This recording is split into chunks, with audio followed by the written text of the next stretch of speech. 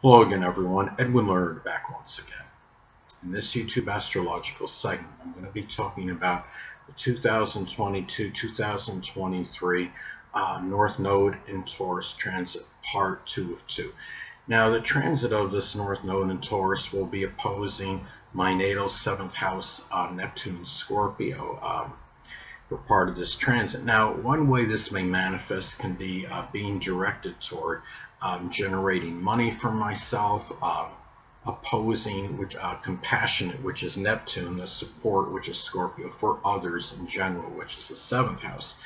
Now, another way this transit may be expressed could be simply focusing on the future, which is the North Node, perhaps Taurian new beginnings, which is the first house, and even valuing.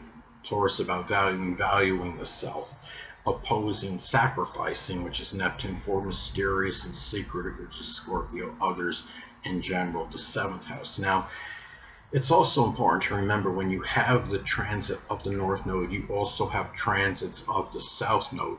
Now, transits of the South Node can reflect what we're going away from and leaving behind. Now, the part of the South Node in Scorpio transit will be it will be in my 7th house. Now, this could manifest in going away from, which is the South Node, could be manipulative, crisis-ridden Scorpio, which is Scorpio, relationships, which is the 7th house. Now, it could be also, too, it may be leaving behind, which is the South Node, obsessing, which is Scorpio, over what the public wants, which is the 7th. But it could be perhaps matters pertaining to astrology. Maybe it's an understanding that extreme sports, extremist Scorpio, competition, which is the 7th house, may affect me to my detriment, which is the South Node. I'm only joking, of course, because I'm obviously not involved in extreme sports. But anyway, the thing is, transit South Node in Scorpio will also be traversing my 6th house for part of this period, and now this may manifest in going away from, which is the South Node. It could be emotional intensity, which is Scorpio, in daily routine. It may be expressed in leaving behind, maybe being, overly obsessive on a certain daily schedule, which is the 6th house. Scorpio's obsessive energy. 6th house is our day-to-day routine. I believe, be connected with scheduling then as well. Now, I hope this isn't going to be about going away, from, doing something with astrology, because astrological work, because Scorpio is associated with the occult, which includes astrology. Now, I want to look how something else with this transit as well.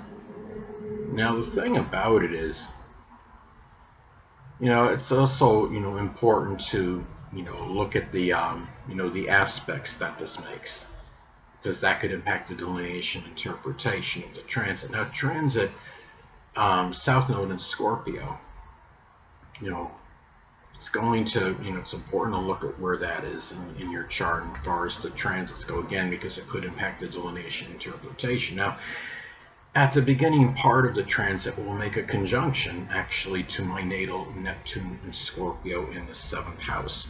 It could suggest going away from, which is the South Node, compassionate, which is Neptune's support, associated with Scorpio, from and to others. The 7th house is others. And now, another way this may manifest for me could be about leaving behind, which is, again, the South Node, fantasizing, which is Neptune, about having a deep or provocative, which is Scorpio, relationship associated with the 7th house, and maybe actually having one. Maybe it'll be, or even, and I'm joking on this one, or imaginary, which is Neptune, occult / astrological Scorpio contract, which is the 7th house, but I'm joking about that. But anyway.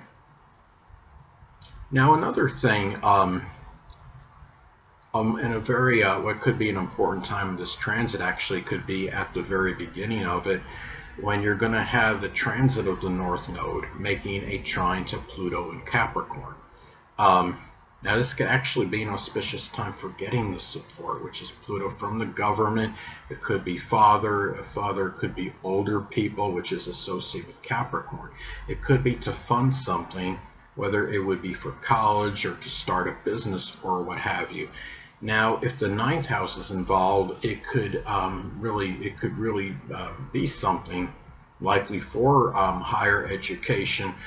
Um, or it could be for foreign travel. Now, interestingly enough, when the true north node, I'm talking about the true north node in this segment, by the way. Now, when the true north node enters Taurus, it will be shortly after we have experienced a full moon in the zodiac sign Cancer.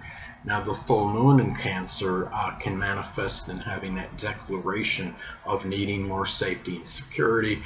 Now, but the north node in Taurus can be expressed in the future, being connected with peace, tranquility, stability, and comfort. So perhaps this transit of the north node is coming in that nick of time, following what the the moon in Cancer can indicate what a lot of people are crying out for.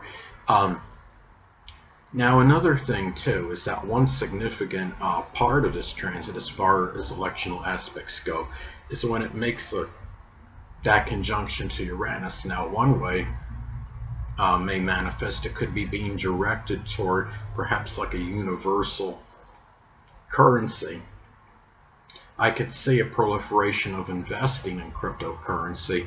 There may be a tremendous increase in the popularity of cryptocurrency at this time.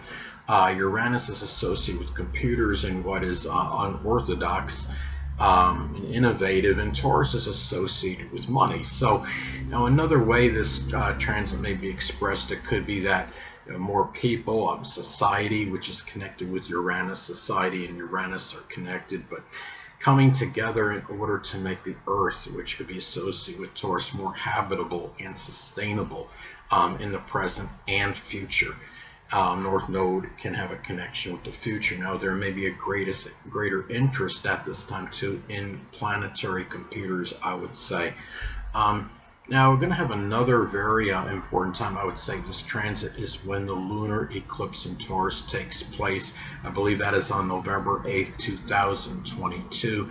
Now, Uranus and the moon and the north node will all be conjunct each other, forming a stellium. Now, this energy could be very integrated. Hold on a second, people. Look at the stellium again.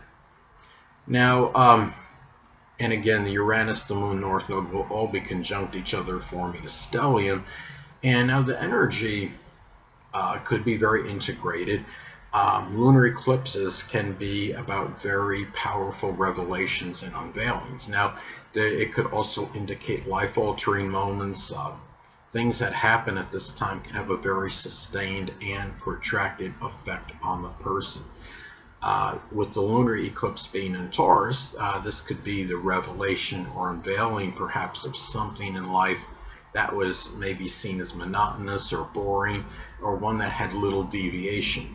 Now, it may be something that finally comes to an end or culmination for many at this time. Now, the conjunction to Uranus could emphasize the freedom from this, and with the North Node being involved in this stellium, in this conjunction, it can emphasize that this is a destiny that can very well be fulfilled, and it may be a revelation or unveiling, which is the lunar eclipse, of an ability to generate one's own income for many, which is Taurus. Now, in doing something Uranus related, could be something with innovation, astronomy, astrology, computers, electronics, or aviation.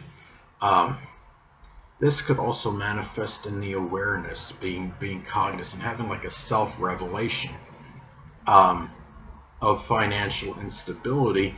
But with this being conjunct the North Node, it could be an issue that you may have to address and confront, and may have life-altering implications. I'm sure there may be many people that would be cognizant and aware of perhaps financial instability or financial fluctuations before even this would would happen. But the thing is, when you have this transit, it's more about where you have, it's more of an issue that you may finally decide that needs to be addressed and confronted and actually do something about it. So anyway, people, that'll conclude this YouTube astrological segment. Until next time, people, Edwin Learnard saying stay well.